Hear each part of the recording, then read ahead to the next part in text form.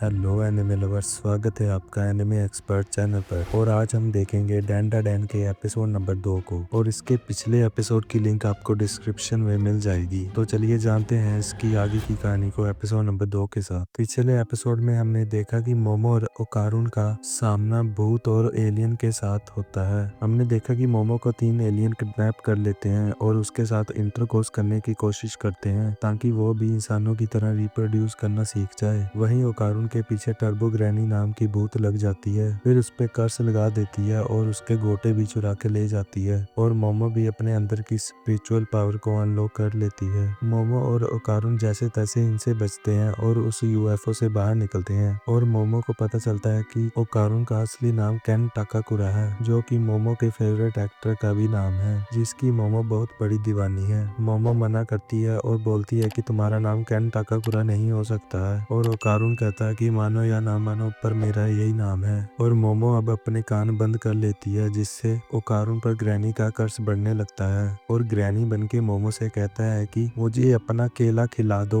मोमो अपनी psychic power से ओकारुन को उठा के दूर फेंक देती है और उसका कर्ज भी शांत कर देती है। और मोमो कहती है कि हमें कुछ रूल्स सेट करने चाहिए कि तुम अपना ये नाम कभी नहीं बोलोगे। मोमो कहती है कि तुम्हें ओकल्ट पसंद है, इसीलिए वो तुम्हें ओकारुन कह के ही पुकारेगी और वह अपना असली नाम कभी मोमो के सामने नहीं बोलेगा। ओकारुन के पास और कोई चॉइस नहीं थी, तो वह इसके लिए मान जाता है। मोमो उसे चिढ़ाती है, शायद तुम्हें ये नया नाम पसंद आया, तुम्हारा चेहरा भी लाल हो रहा है। और ओकारुन शर्मा के अपना मुंह फेर लेता है। ओकारुन अब शर्म के मारे उसके सामने ही पात देता है और मोमो उस पे चिल्लाने लगती है कि वो कितना गंदा है। अब ये लोग उस गुफा तक पहुंचे उससे पहले सुबह हो जाती है, यानी कि टर्बो ग्रैनी अब बाहर नहीं आएगी, क्योंकि भूत तो रात को ही बाहर निकलते हैं। मोमो अब ओकारुन को अपने घर चलने को कहती है और इन कपड़ों में वो भूत से ज्यादा डरावना लग रहा था। दोनों अब मोमो के घर के सामने पहुंच जाते हैं। मोमो बताती है कि उसकी दादी लड़कों के मामले में बहुत स्ट्रिक्ट है। वो बताती है उन्होंने मोमो के एक्स बॉयफ्रेंड को लगभग मार ही दिया था। और अब ओकारुन जैसे ही गेट के अंदर कदम रखता है, उसके शरीर में आग लग जाती है और वो जलने लगता है। ये देख मोमो अपनी पावर से ओकारुन को उठा के पास वाली नदी में फेंक देती है, जिससे वो बच जाता है। मोमो अब देखती है कि उसकी दादी ने गेट पे एक तालिस्मान लगाया हुआ था, जिससे बुरी शक्तियां उसके घर के अंदर नहीं आ सकती। और क्योंकि ओकारुन श्रापित है, उसे भी इसने रोक दिया। मोमो अब ओकारुन को सॉरी कहती है कि उनके घर पे एक बैरियर लगा हुआ था। मोमो उस तालिस्मान को निकाल देती है और ओकारुन को वापस अंदर आने को बोलती है। अगर उसे आग लग गई तो मोमो उसे वापस उठा के नदी में फेंक देगी। ओकारुन डरते हुए गेट के अंदर आता है और इस बार उसे कुछ नहीं होता, पर वो कहता है कि उसके पूरे शरीर में गुदगुदी सी हो रही है। मोमो अब उसके बालों का मजाक उड़ाने लगती है, जो कि दादी अम्मा जैसे हो गए थे। अब घर के अंदर आके मोमो अपनी दादी को आवाज लगाती है, पर वो शायद घर पे नहीं थी। मोमो अब ओकारुन को अपने कमरे में ले जाती है और उसे गेट के बाहर ही खड़े होने को बोलती है, क्योंकि उसे कपड़े बदलने थे। पर जैसे ही ओकारुन गेट बंद करता है, उसका कर्ज हावी हो जाता है और वो दरवाजा खोल देता है, जिससे मोमो गुस्सा हो जाती है। वो उसका कर्ज गायब करती है और उसे पीछे मुड़ने को कहती है। कपड़े चेंज करने के बाद मोमो ओकारुन के लिए भी कपड़े लाती है, पर वैसे तो ये कपड़े लड़कियों के थे, पर अभी के लिए काम चल जाएगा। अब मोमो ओकारुन से पूछती है कि तुम्हारा केला गायब हो चुका है ना? टर्बो ग्रैनी ने कहा था कि उसने ओकारुन का केला चुरा लिया है, इसीलिए वो श्रापित है। ये सुन ओकारुन अपनी पैंट में चेक करता है और वहाँ सच में कुछ भी नहीं था। मोमो अब मजाक में कहती है कि उसे भी देखना है। ओकारुन उसे साफ मना कर देता है। मोमो बोलती है कि जब वहाँ पे कुछ है ही नहीं तो दिखाने में कैसी शर्म। ओकारुन कहता है कि कुछ हो या ना हो वह नहीं दिखाएगा। ओकारुन अब मोमो पे भड़कने लगता है कि ये उसी की गलती है, उसी ने वो गुफा में जाने का चैलेंज दिया था, जिसपे मोमो कहती है कि अपनी फालतू कहानियां सुनाने के लिए वो खुद आया था, वो बड़बड़ कर रहा था, इसलिए मोमो ने उसके साथ शर्त लगाई। जिसपे ओकारुन बोलता है कि वो हमेशा से एक दोस्त आता है। तो जब मोमो उसके पास से गई तो ओकारुन ये मौका नहीं गंवाना चाहता था, इसीलिए वो उसके पास बातें करने के लिए पहुंच गया। पर आखिर में उन दोनों की दुनिया अलग है। उसके जैसा लल्लू कभी भी मोमो जैसी लड़की से दोस्ती नहीं कर सकता। वो माफी मांगता है कि मोमो उसकी वजह से इस झमेले में फंस गई। जब ये सब खत्म हो जाएगा तो मोमो उसे इग्नोर कर सकती है, जैसे कि वो उसे जानती ही नहीं हो। ये सुन मोमो कहती है कि यही तुम्हारी प्रॉब्लम है कि तुम खुद से ही कुछ भी सोच लेते हो, इसीलिए तुम्हारा कोई दोस्त नहीं है, क्योंकि तुम खुद ही लोगों को अपने से दूर धकेलते हो। मोमो कहती है कि वो उसे इग्नोर नहीं करेगी। वो लोग आपस में ओकल्ट उसके बारे में बहुत बातें करेंगे।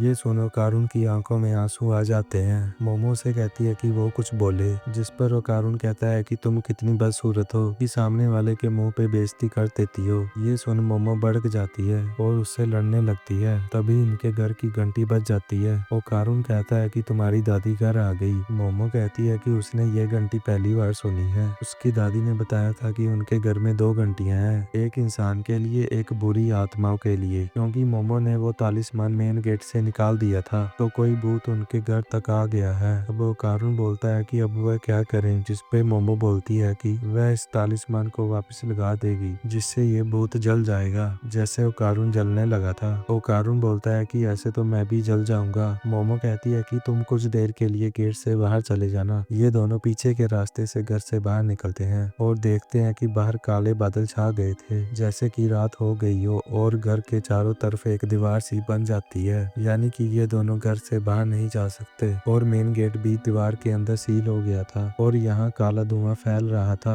जिससे मोमो की नाक से खून बहने लगा और अब कारुन के भी हालत खराब हो रही थी। और तभी इन दोनों को अपने ऊपर एक बड़ा सा मॉन्स्टर दिखाई देता है जो कहता है कि तुम बुरे लोग हो, तुमने वादा तोड़ दिया। इतना कहकर वो उन दोनों को जोरदार मुक्का मारता है, लेकिन वह उसके सामने से हट जाते हैं। दोनों अब उससे चलाते हुए दूर भागने लगते हैं और वो मॉन्स्टर कहता है कि मुझे अपना केला दे दो। ये दोनों घर के पीछे छुप जाते हैं और मोमो कहती है कि वो किस तरह का भूत है, जिस पर वो कारुन बोलता है कि ये भूत नहीं एलियन है। उसके कॉलर से वह समझ गया है कि ये एक फ्लाइटवुड नाम का एलियन है। इन्हें सबसे पहले अमेरिका के फ्लाइट्सवुड शहर में देखा गया था और जापान में ये यामानाशी में देखे गए हैं। ये एलियन 3 मीटर लंबे होने के लिए जाने जाते हैं। अब मोमो को समझ नहीं आता कि भूत वाली घंटी एलियन ने कैसे बजा दी। जो सुनो कारुन कहता है कि स्टडी के हिसाब से जो लोग आत्मा को देख सकते हैं वो यूएफओस को भी देख पाते हैं। आसान भाषा में भूत और एलियंस में कुछ कॉमन जरूर होता होगा।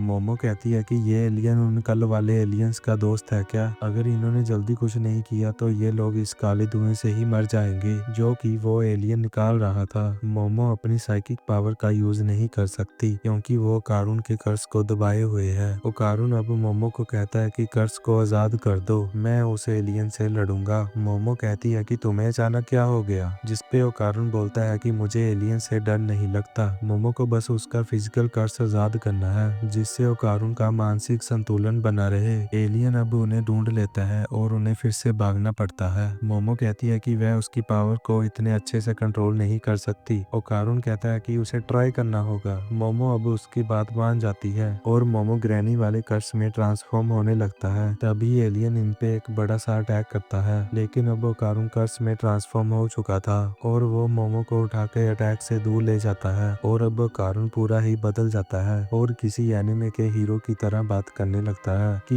ये पावर तो कमाल की है, पर मैं डिप्रेशन में हूँ और मेरा दिमाग पूरा ठंडा है और सब कंट्रोल में है। मोमो को समझ नहीं आता कि इसकी बोलचाल कैसे बदल गई और कारुन अब उससे माफी मांगता है, सॉरी मैं एक अजीब लड़का हूँ, जो कि केन ताकामुरा की फेमस लाइन है। मोमो अब उससे गुस्से में कहती है कि ये लाइन मारना बंद करो। वो एलियन अब इनके पास आके ओकारुन को अपने हाथों से कुचलने की कोशिश करता है, पर ओकारुन का शरीर अपने आप ही वहां से हट जाता है और उसने अपने दांतों से ही एलियन की उंगलियां काट दी थी और यही ग्रैनी की असली पावर है। ओकारुन इतना तेज हो गया था कि मोमो को दिखा भी नहीं, पर अचानक ही ओकारुन खून की उल्टी कर देता है। वो एलियन फिर से ओकारुन पर अटैक करता है और उसे कुचलने की कोशिश करता है, लेकिन मोमो अपनी पावर से ओकारुन को अपनी तरफ खींच लेती है। वो मोमो से माफी मांगता है कि कर्ज की पावर को उसकी बॉडी झेल नहीं पा रही। ऐसा लग रहा था कि उसके शरीर के लाखों टुकड़े हो जाएंगे। इतनी स्पीड से इंसान का शरीर मूव नहीं कर सकता। पता नहीं वो इस एलियन को कैसे हरा पाएंगे। मोमो अब नोटिस करती है कि वो एलियन एक सुमो रेसलर की तरह लड़ रहा था। अगर उन्होंने उसके हाथों को जमीन से टच करवा दिया तो ये लोग जीत जाएंगे। ये लोग अब उसके पैरों पे अटैक करने का सोचते हैं ताकि उसे गिरा सकें। ओकारुन फिर से कर्ज में ट्रांसफर हो जाता है और दोनों उसके पैरों की तरफ भागने लगते हैं। ओकारुन बिजली की रफ्तार से एलियन का एक पैर तोड़ देता है। मोमो भी अपनी पावर से उस एलियन को गिरा देती है और उसका एक हाथ जमीन को छूते ही खत्म हो जाता है, लेकिन वो एलियन अपने 2 और पैर उगा लेता है और दूसरे हाथ से मोमो को उठा के दीवार में मार देता है। लेकिन फिर भी मोमो ओकारुन के कर्ज को कंट्रोल में रखती है और एलियन को चीटर बुलाती है।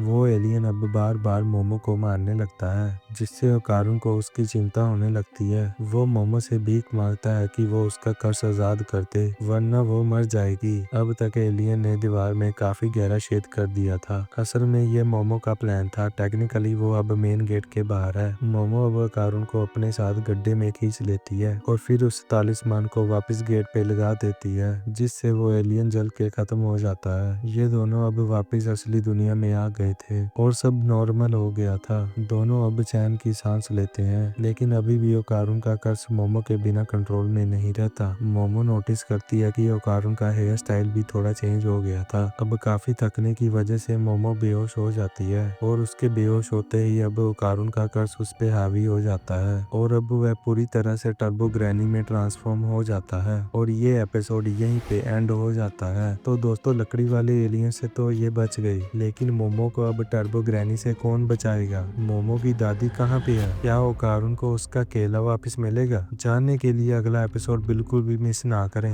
वीडियो पसंद आया तो इसे लाइक और शेयर जरूर कीजिए, और अगर आप हमारे चैनल एनिमे एक्सपर्ट पर नए हो तो इसे सब्सक्राइब करके बेल आइकन दबाना ना भूलें। और मैं मिलता हूँ आपको बहुत ही जल्द अगली वीडियो के साथ।